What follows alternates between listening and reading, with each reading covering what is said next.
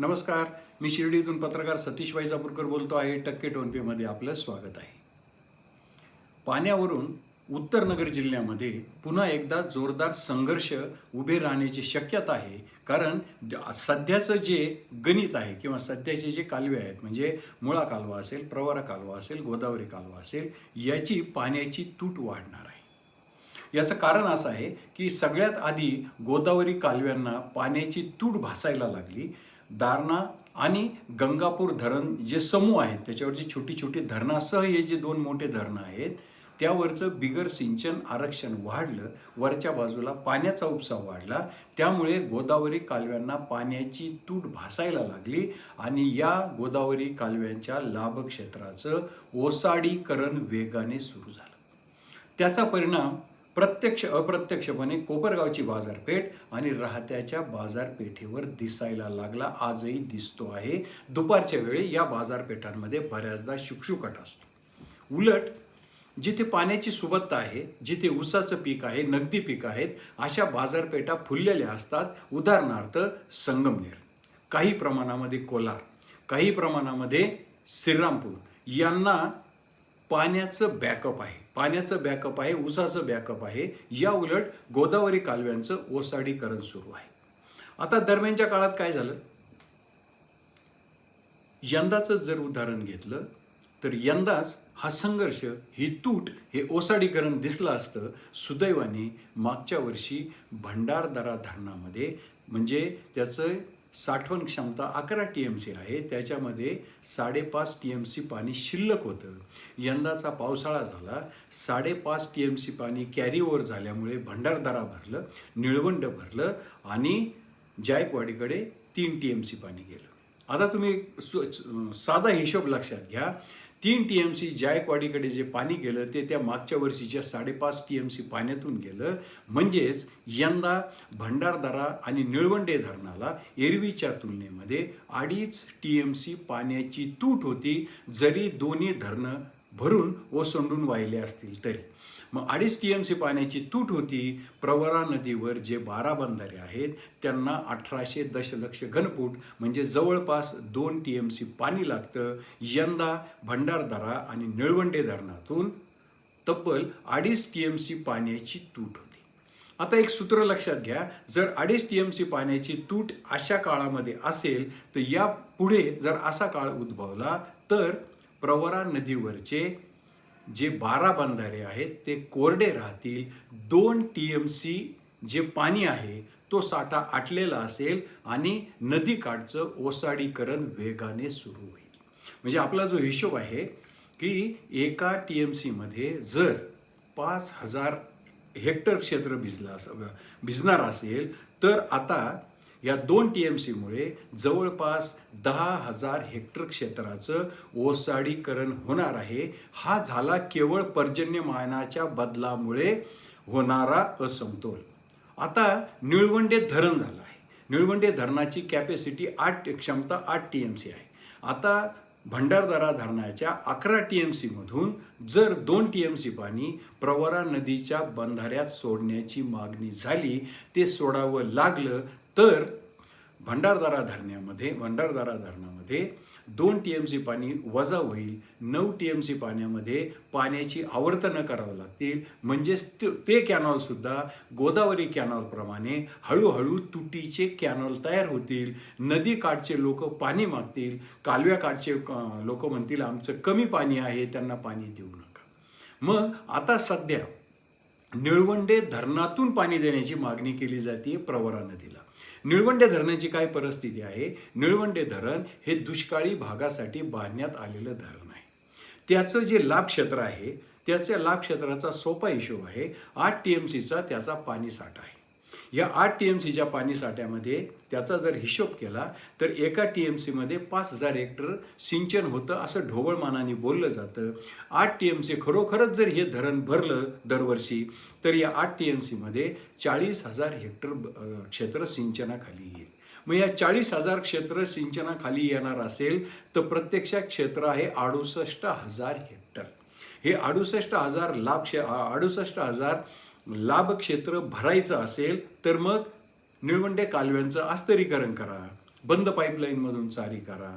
त्यातून ही पाण्याची तूट कशी बशी भरून काढायची आहे लाभ क्षेत्राच्या तुलनेमध्ये. म्हणजेच निळवंडे कालवेसुद्धा तुटीचे कालवे आहेत. निळवंडे धरणातून प्रवरा नदीमध्ये पाणी सोडता येणार नाही, कारण त्यांनाच त्यांचं पाणी पुरणार नाही.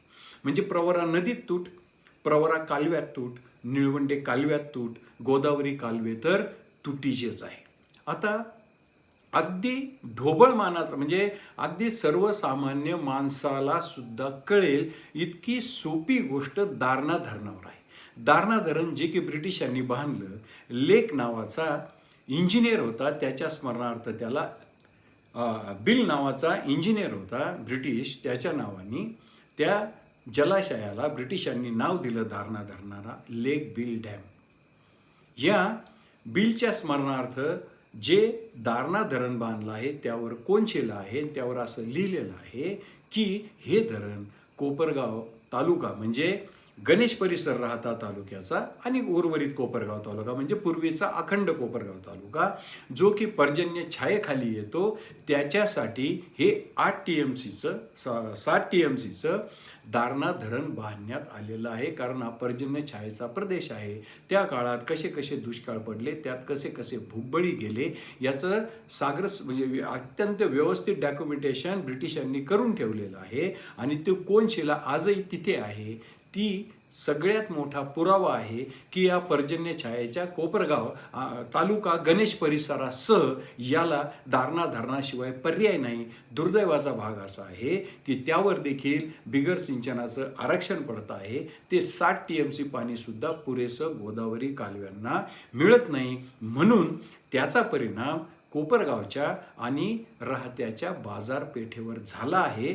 त्याचं कारण असं, जरी संजीवनी, कोळपेवाडी आणि गणेश हे तिन्ही कारखाने सुरू राहिले आणि लाभ क्षेत्रात जर ऊस नसेल गोदावरी कालव्यांच्या तर कारखाने चालतील, कामगार जगतील, कदाचित कारखान्याच्या आजूबाजूच्या बाजारपेठेमध्ये सुद्धा चेहलपहल असेल, पण ज्या मुख्य बाजारपेठा आहे त्या ओस पडलेल्या असतील. कारण जर स्थानिक शेतकऱ्यांच्या हातात पैसा आला तर या बाजारपेठा चालतील. हे साधं आणि सोपं सूत्र त्यामागे आहे. तर मग आता निळवंडेचं जे लाभ क्षेत्र आहे त्या लाभ क्षेत्रामध्ये जिथे जिथे पाणी मिळेल, जमिनी नव्या आहेत, जमिनी कोऱ्या आहेत, ते जर फुललं फळलं तर त्याचा मोठा लाभ राहत्याच्या बाजारपेठेला भविष्यात मिळेल. काही प्रमाणात संगमनेरच्या बाजारपेठेला सुद्धा मिळेल. आज दुष्काळी भासणारा शेतकरी कदाचित उद्या काही विघ्न आलं नाही तर तो बागायत होईल. पण तो निळवंडे धरणामुळे राहत्याची बाजारपेठ सुधारण्याची, गणेश कारखान्याची तब्येत सुधारण्याची शक्यता आहे. परंतु एक गोष्ट लक्षात घेतली पाहिजे, जशी गोदावरी कालवे वर्षानुवर्षे पाण्याची तूट सोसत आहेत, त्याचं ओसाडीकरण वाढतं आहे, तीच पद्धत आता प्रवरा कालव्यांवर तयार होईल. त्याचा पहिला बळी गोदावरीचं प्रवरेचं नदीपात्र असेल, ते बंधारे असतील. सुदैवाची बाब एवढीच आहे की गोदावरी कालव्यातून मोठ्या प्रमाणावर ओव्हरफ्लो जातो. यावर्षी प्रवरेतून 3 TMC गेले असेल तर गोदावरीतून त्याच्या 7 पट अधिक म्हणजे 21 TMC गेलेला आहे. प्लस त्यामुळे नदीपात्रामध्ये जे बंधारे आहेत 14 गोदावरीच्या, ते ओव्हरफ्लोच्या पाण्याने भरण्याची शाश्वती आहे. ही शाश्वती प्रवरा नदीवरील 14 बंधाऱ्यांना नाही. कारण प्रवरा भंडारदरा ओव्हरफ्लो होईल, ते कधी होईल? भंडारदरा ओव्हरफ्लो होईल, निळवंडे ओव्हरफ्लो होईल आणि मग पाणी प्रवरेच्या पात्रात पडणार आहे. ते काम यापुढे जर पर्जन्यमान कमी झालं तर ते कठीण असेल. मग अशा काळामध्ये ही तूट भरून काढण्यासाठी निळवंडेकडे पाणी शिल्लक नाही. प्रवरेतून पाणी दिलं तर एकाच वेळेस तुम्ही जर नदीची तूट भरून काढायला गेले तर प्रवरा कालव्यांना पाण्याची तूट भासणार आहे. हे गणित का बिघडणार आहे? याला एकच कारण आहे, नव्या पाणी निर्मितीकडे आजवर अक्षम्य दुर्लक्ष झालेलं आहे. आजही जर वैतरणीचा पर्याय असेल, वैतरणी धरणातून जर 10-12 TMC पाणी बाहेर काढता आलं, त्यातून जायकवाडीची तहान भागवता आली तर न जाणो कदाचित ही गोदावरी कालव्यांची तूट, प्रवरा कालव्यांची तूट आणि पलीकडे समन्यायीमुळे आज न उद्या टांगती तलवार असलेली मुळावरची तूट ही भरून निघू शकेल. पाणी प्रश्नाकडे उत्तरेतल्या नेत्यांनी अत्यंत गांभीर्याने लक्ष देण्याची गरज आहे.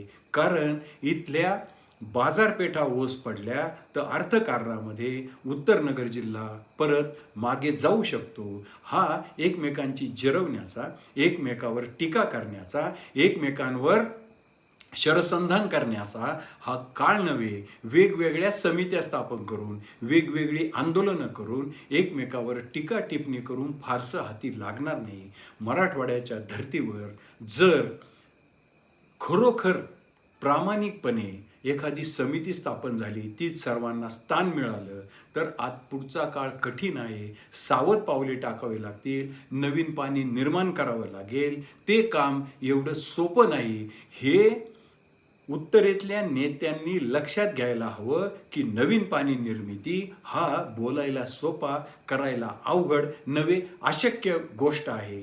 पंतप्रधान नरेंद्र मोदी साहेबांच्या सभेमध्ये मुख्यमंत्री एकनाथ शिंदेंनी एक वाक्य जे उच्चारलं त्याने माझं लक्ष वेधलं गेलं. एकनाथ शिंदेंनी असं सांगितलं की पश्चिमेचं पाणी पूर्वेकडे आणणं हे राज्य सरकारच्या आवाक्यातलं काम नाही, त्याला केंद्राने सहकार्य करायला हवं. जी गोष्ट राज्य सरकारच्या आवाक्यातच नाही त्याच्या भरोशावर आपलं भवितव्य कितपत असं सुबत्तेने भरलेला असेल, हा एक संशोधनाचा विषय आहे. उत्तरेतल्या नेत्यांना जागते रहो असा हा इशारा निळवंडेने दिला आहे. यापुढे तूट आणि पाण्यावरून संघर्ष अटळ आहे. आगामी काळ काळजी करायला लावणारा, चिंता वाढवणारा आहे. याचं भान सगळ्याच पक्षातल्या जबाबदार नेत्यांना ठेवावं लागणार आहे. आगामी काळाची ही जी एका संकटाची चाहूल आहे, त्याबद्दल मी जे आज विश्लेषण केलं ते जर आपणास आवडलं असेल तर माझं टक्के टोनपे हे चॅनल सबस्क्राईब करा, लाईक करा, शेअर करा. जय हिंद, जय महाराष्ट्र.